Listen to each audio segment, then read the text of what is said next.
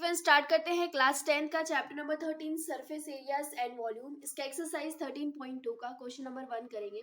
Question number 1 में क्या given है? A solid is in the shape of a cone standing on a hemisphere with both their radii being equal to 1 centimetre. तो यहाँ पे एक solid है, उसका शेप बताया जा रहा है कि एक कोन है standing on a hemisphere. Hemisphere के ऊपर क्या किया रखा गया है? एक कोन रखा गया है। डायग्राम देखेंगे, जैसे यहाँ पे हेमिस्फीयर है, उसके ऊपर क्या रखा गया है? कोन रखा गया है, और उन दोनों की जो रेडियस है वो कितनी है? 1 सेंटीमीटर है, इक्वल है। And the height of the cone is equal to its radius, और जो हाइट है कोन की वो उसके रेडियस के क्या है? बराबर है। Find the volume of the solid in terms of pi.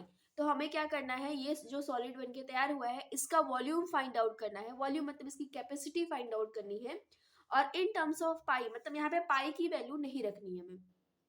तो सबसे पहले हमें जो गिवन है हम उसको लिखेंगे। गिवन में हमें क्या दिया हुआ है? रेडियस दोनों का सेम दिया हुआ है, तो रेडियस ऑफ हेमिस्फीयर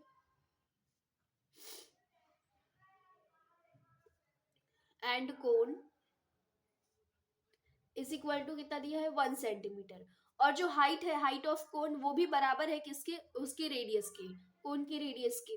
तो height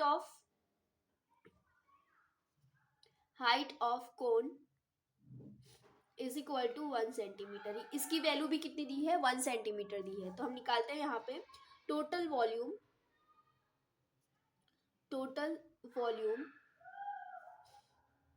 of solid is equal to, ये जो कोन है, कोन का देख रहे हैं सेप, तो कोन का वॉल्यूम लिखेंगे।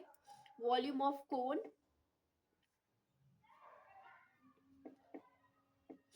प्लस दूसरा कौन सा है? हेमिस्फीयर, तो वॉल्यूम ऑफ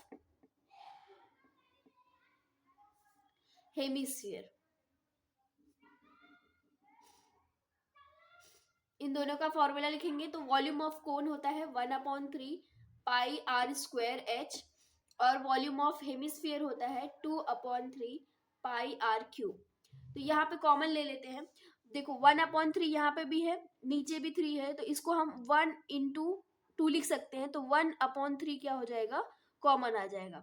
1/2 लिख सकते हैं, क्योंकि 2 1 जा 2 ही हो जाता है, तो ये 1/3 कॉमन आ जाएगा। तो 1/3, दूसरा देख रहे हैं पाई है दोनों में, तो पाई बाहर आ गया। तीसरा आर स्क्वायर है, यहाँ पे आर क्यूब है, तो हम उससे छोटी पावर लेंगे, तो आर स्क्वायर क्या कर सकते हैं? कॉमन ले सकते हैं। तो जब यहाँ से 1/3 पाई आर स्क्वायर कॉमन गया, तो यहाँ पे क्या बचा? एच बचा। और यहाँ पे 1/3 पाई आर स्क्वायर कॉमन गया, तो यहाँ पे देखो एक नंबर 2 बचा हुआ है और एक आर बचा हुआ है, क्योंकि आर स्क्वायर गया है बाहर। बस अब हमें क्या करना है? वैल्यू पुटअप करनी है। पाई की वैल्यू नहीं रखनी है, क्योंकि पाई के टर्म्स में ही पूछा गया है। मल्टीप्लाई बाय, अच्छा यहाँ पे ओके, हाँ देखो यहाँ पे क्या होगा? आर की वैल्यू हम रखेंगे। आर की वैल्यू कितनी है? 1। इसके बाद एच की वैल्यू कितनी है? 1 है। 2 मल्टीप्लाई बाई आर की वैल्यू कितनी है? 1 है। सॉल्व करेंगे। 1/3 पाई, 1 का स्क्वायर तो 1 हो जाएगा, 2 1 जा 2, और प्लस 1 कर देंगे तो कितना आ जाएगा? 3 आ जाएगा। तो यहाँ से 3 और यहाँ से 3 कैंसिल हो जाएगा, तो क्या बचेगा? सिर्फ पाई। तो पाई सेंटीमीटर क्यूब, क्योंकि ये वॉल्यूम है तो हम एसआई जो हमारी यूनिट होती है उसके ऊपर हम क्या लगाएंगे? क्यूब लगाएंगे। तो ये इसका आंसर हो जाएगा।